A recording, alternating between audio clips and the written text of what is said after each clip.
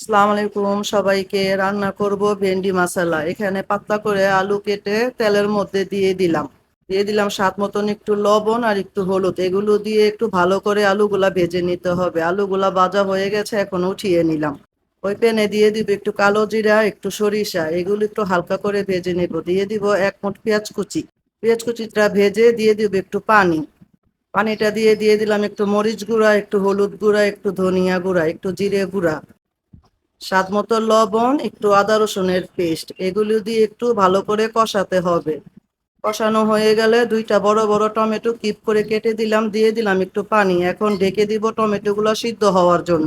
টমেটোগুলো সিদ্ধ হয়ে গেছে, দিয়ে দিলাম ধুয়ে রাখা কেটে রাখা ভেন্ডিগুলা। ভেন্ডিগুলো কষানো হয়ে গেছে, দিয়ে দিব একটু পানি।